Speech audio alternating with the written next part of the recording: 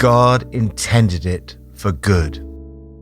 In 1947, a young New Yorker named Glenn Chambers had a lifelong dream to work for God in Ecuador. At the airport on the day of departure, he wanted to send a note to his mother, but he didn't have time to buy a card. He noticed a piece of paper on the terminal floor, picked it up.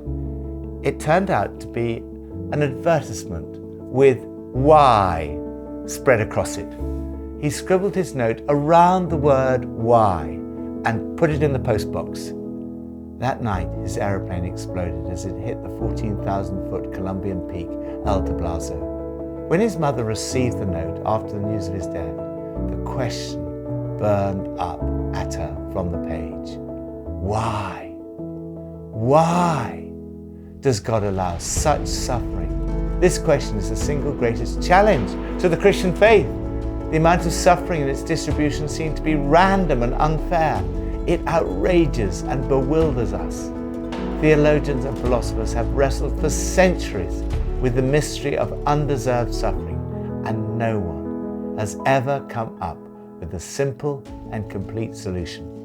Today and tomorrow's passages are only part of the answer, but each of them gives us some insight. We see that although suffering is never good in itself, God is able to use it for good in a number of ways. God loves you. Your suffering is also God's suffering. He suffers alongside you, yet He does not always simply remove suffering from your life. He sometimes uses the bad things that happen to bring about His good purposes. From Psalm 15. Lord, who may dwell in your sacred tent? Who may live on your holy mountain? The one whose way of life is blameless, who does what is righteous, who speaks the truth from their heart, whose tongue utters no slander, who does no wrong to a neighbor and casts no slur on others, who despises a vile person, but honors those who fear the Lord, who keeps an oath even when it hurts, and does not change their mind, who lends money to the poor without interest, who does not accept a bribe against the innocent. Whoever does these things will never be shaken. God uses suffering to transform you. Have there been times in your life when, because of circumstances, you have felt shaken? Times when you've lost your bearings and felt tempted to give up? Today's psalm reminds us that you need never be shaken, even in times of suffering. David describes the kind of life that God intends you to lead.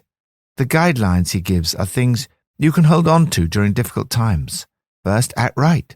Seek to walk blamelessly and do what is right. Second, tell the truth. Speak the truth from your heart. Third, do not gossip. Let no slander come from your tongue. Fourth, do not hurt your neighbor.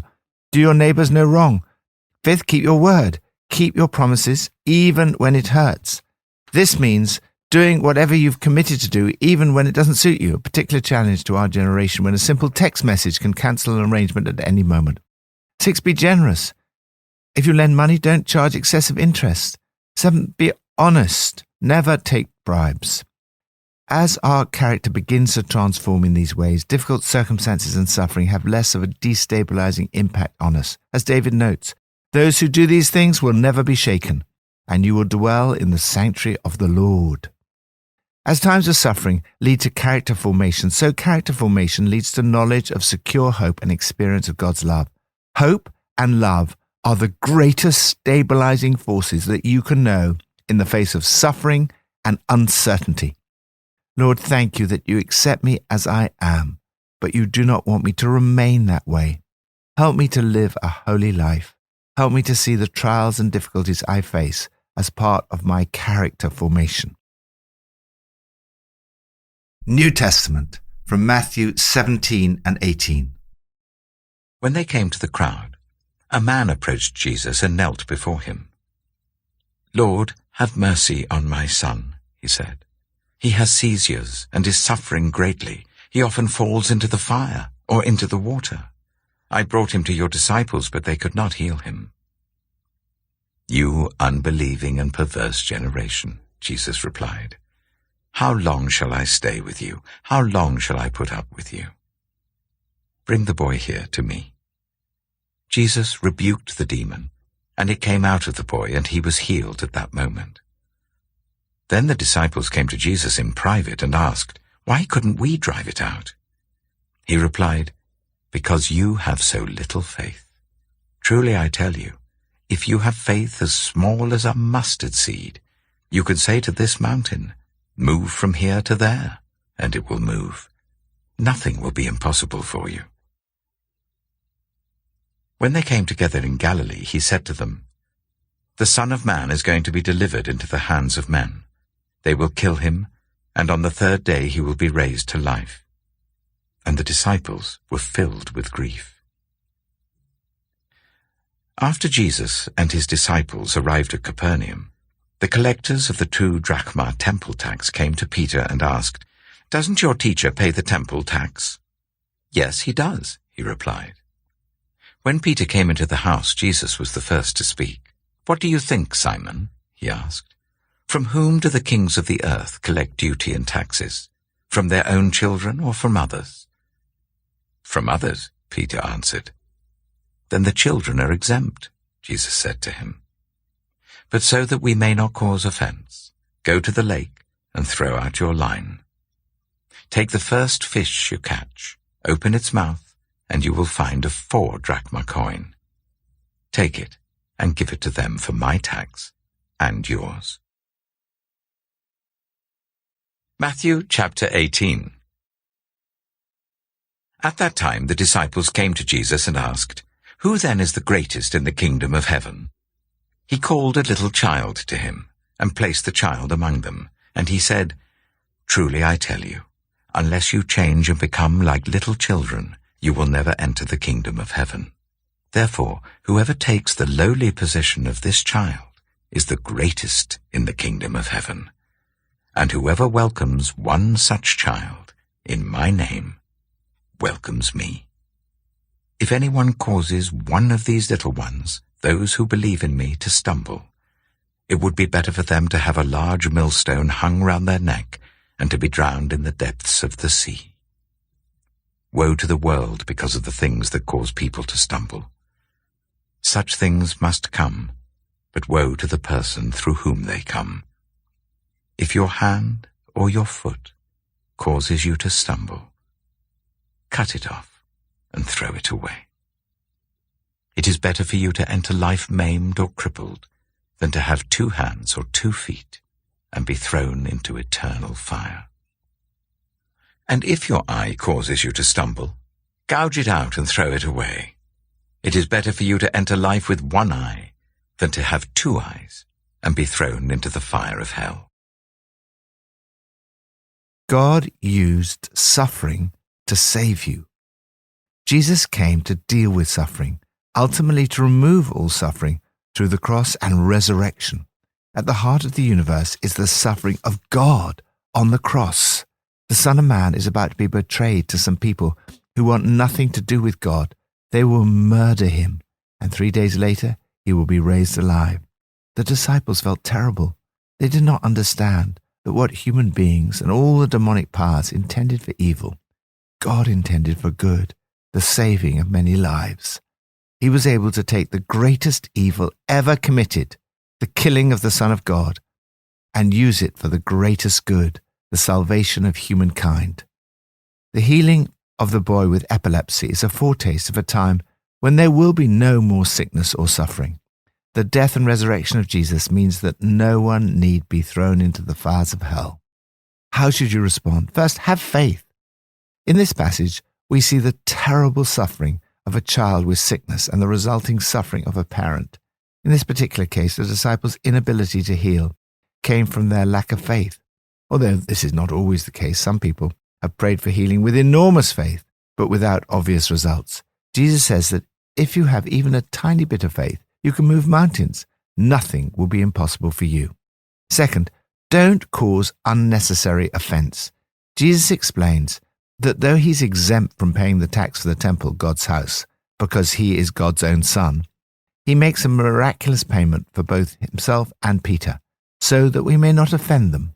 Although Jesus was willing to cause offense if necessary, he didn't want to cause unnecessary offense. Third, humble yourself. Greatness in the kingdom of heaven is not about achievement. It's about humbling yourself like a child. But be radical. Jesus calls us to be ruthless in cutting sin out of our lives. Lord, thank you that at the heart of the universe is the event where you turned evil into good. I put my trust in you. I depend on you. Old Testament, from Genesis 49 and 50. Then Jacob called for his sons and said, "Gather round so I can tell you what will happen to you in days to come. Assemble and listen, sons of Jacob. Listen to your father Israel.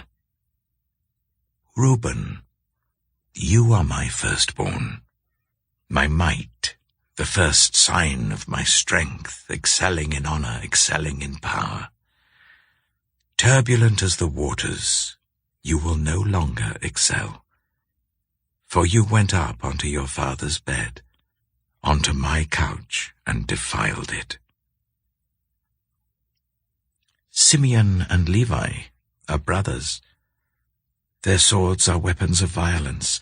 Let me not enter their council, let me not join their assembly, for they have killed men in their anger, and hamstrung oxen as they pleased. Cursed be their anger, so fierce, and their fury so cruel. I will scatter them in Jacob and disperse them in Israel.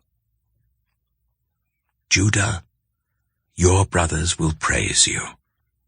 Your hand will be on the neck of your enemies. Your father's sons will bow down to you. You are a lion's cub, Judah. You return from the prey, my son. Like a lion he crouches and lies down like a lioness. Who dares to rouse him? The scepter will not depart from Judah, nor the ruler's staff from between his feet, until he to whom it belongs shall come, and the obedience of the nations shall be his. He will tether his donkey to a vine, his colt to the choicest branch. He will wash his garments in wine, his robes in the blood of grapes. His eyes will be darker than wine, his teeth whiter than milk. Zebulun will live by the seashore and become a haven for ships. His border will extend toward Sidon. Issachar is a scrawny donkey lying down among the sheepfolds. When he sees how good is his resting place and how pleasant is his land, he will bend his shoulder to the burden and submit to forced labor. Dan will provide justice for his people as one of the tribes of Israel. Dan will be a snake by the roadside, a viper along the path that bites the horse's heels so that its rider tumbles backward. I look for your deliverance, Lord. Gad will be attacked by a band of raiders, but he will attack them at their heels. Asher's food will be rich. He will provide delicacies fit for a king. Naphtali is a doe set free that bears beautiful fawns. Joseph is a fruitful vine near a spring, whose branches climb over a wall. With bitterness archers attacked him. They shot at him with hostility. But his bow remained steady, his strong arm stayed supple, because of the hand of the mighty one of Jacob, because of the shepherd, the rock of Israel, because of your father's God who helps you, because of the Almighty who blesses you with blessings of the skies above, blessings of the deep springs below, blessings of the breast and womb. Your father's blessings are greater than the blessings of the ancient mountains, than the bounty of the age-old hills. Let all these rest on the head of Joseph, on the brow of the prince among his brothers. Benjamin is a ravenous wolf. In the morning he devours the prey. In the evening he divides the plunder. All these are the 12 tribes of Israel, and this is what their father said to them when he blessed them, giving each the blessing appropriate to him. Then he gave them these instructions. I am about to be gathered to my people. Bury me with my fathers in the cave in the field of Ephron the Hittite, the cave in the field of Machpelah, near Mamre in Canaan, which Abraham bought along with the field as a burial place from Ephron the Hittite. There Abraham and his wife Sarah were buried. There Isaac and his wife Rebekah were buried. And there I buried Leah. The field and the cave in it were bought from the Hittites. When Jacob had finished giving instructions to his sons, he drew his feet up into the bed, breathed his last, and was gathered to his people. Genesis chapter 50. Joseph threw himself on his father and wept over him and kissed him. Then Joseph directed the physicians in his service to embalm his father Israel. So the physicians embalmed him, taking a full 40 days, for that was the time required for embalming, and the Egyptians mourned for him 70 days. When the days of mourning had passed, Joseph said to Pharaoh's court, If I have found favor in your eyes, speak to Pharaoh for me. Tell him, my father made me swear an oath and said, I am about to die. Bury me in the tomb I dug for myself in the land of Canaan. Now let me go up and bury my father. Then I will return. Pharaoh said, Go up and bury your father, as he made you swear to do. So Joseph went up to bury his father. All Pharaoh's officials accompanied him, the dignitaries of his court and all the dignitaries of Egypt, besides all members of Joseph's household and his brothers and those belonging to his father's household. Only their children and their flocks and herds were left in Goshen. Chariots and horsemen also went up with him. It was a very large company. When they reached the threshing floor of Atad, near the Jordan, they lamented loudly and bitterly, and there Joseph observed a 7-day period of mourning for his father. When the Canaanites who lived there saw the mourning at the threshing floor of Atad, they said, The Egyptians are holding a solemn ceremony of mourning. That is why that place near the Jordan is called Abel Mizraim. So Jacob's sons did as he had commanded them. They carried him to the land of Canaan and buried him in the cave of the field of Machpelah near Mamre, which Abraham had bought along with the field as a burial place from Ephron the Hittite. After burying his father, Joseph returned to Egypt, together with his brothers and all the others who had gone with him to bury his father. When Joseph's brothers saw that their father was dead, they said, What if Joseph holds a grudge against us and pays us back for all the wrongs we did to him? So they sent word to Joseph, saying, Your father left these instructions before he died. This is what you are to say to Joseph. I ask you to forgive your brothers the sins and the wrongs they committed in treating you so badly. Now please forgive the sins of the servants of the God of your father. When their message came to him, Joseph wept. His brothers then came and threw themselves down before him. We are your slaves, they said. But Joseph said to them, Don't be afraid. Am I in the place of God? You intended to harm me, but God intended it for good, to accomplish what is now being done, the saving of many lives. So then don't be afraid. I will provide for you and your children. And he reassured them and spoke kindly to them. Joseph stayed in Egypt, along with all his father's family. He lived 110 years and saw the 3rd generation of Ephraim's children. Also the children of Machir, son of Manasseh, were placed at birth on Joseph's knees. Then Joseph said to his brothers, "I am about to die, but God will surely come to your aid and take you up out of this land, to the land he promised on oath to Abraham, Isaac, and Jacob." And Joseph made the Israelites swear an oath and said, "God will surely come to your aid, and then you must carry my bones up from this place." So Joseph died at the age of 110, and after they embalmed him, he was placed in a coffin in Egypt. God uses suffering for his good purposes.